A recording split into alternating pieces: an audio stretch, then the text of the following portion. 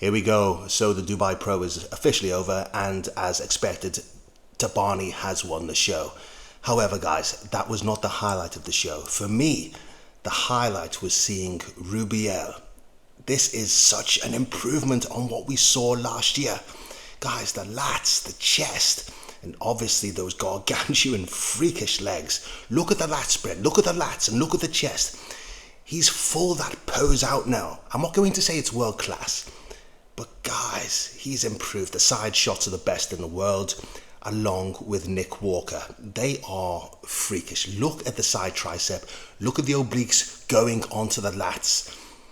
Guys, this guy he's a specimen. Like, I'm not going to compare him to Ronnie Coleman. How can you compare him to Ronnie? Ronnie was not of this world, and neither is this guy, but he's not as polished as Ronnie. The only places I can see that Rubiel really needs to improve would be the back. He needs more density and he needs more width. But such a big guy. Look at this. It's Herculean, guys. He's a freak, yet he's aesthetic in the abs and the thigh. The most muscular has improved. It's because of the chest and because of the lats.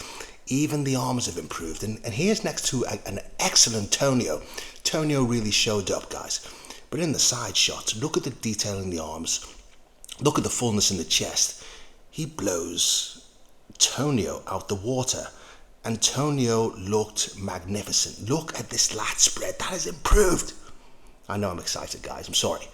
But I've always been a big fan. And now that he has come into his potential, this guy is a serious threat for the top 6 at the Olympia. I believe he can still improve because he's just got one of those physiques where he grows and grows and grows. The arms have improved, but look at the lats and look at the fullness on the chest.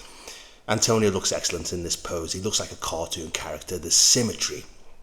Guys, pay close attention. The obliques, how they go into the lat muscle. Tonio doesn't have that. Tonio, as great as his physique is, he doesn't have that tie-in between the separation between the obliques and the lats. It's special. It's very special. The leg, obviously, guys, it's not human. Behrouz Tabani, he's the winner. He was my clear winner even before the show. I knew it would be a foregone conclusion. However, guys, I will say this, if I'm going to be critical, and he has one of my favourite physiques. It's just a beautiful silhouette, guys. He has the mass. He's got a Sean Roden-esque physique where it's just beauty on the eye. However, he's not perfect.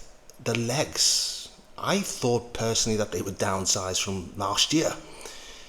Tabani was asked before the show where he thinks that he would place if he had done the Olympia, and he said top 2. I don't think so, my friend. As good as you are not getting close to a Derek, especially when he's on. You are not getting close to Nick Walker. You are not getting close to Samson. As good as you are a top 6 or top 8 guy. You know, I put you in the same category as Andrew Jacked or Labrada. You're good, but you're not that good. I mean, and one criticism, guys, the hair. He's clinging on for dear life. It's gone, mate. Just shave it off. Go the Nick Walker route, because it's gone. But going back to the physique, how can you criticize the most muscular? Comparing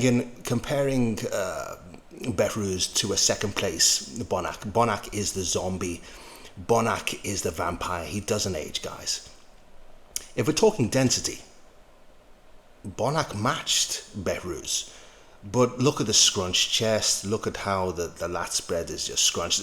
Behrouz has the superior silhouette. And let's be honest, he blows William out of the water in certain shots. The side tricep, guys. His side tricep is so good.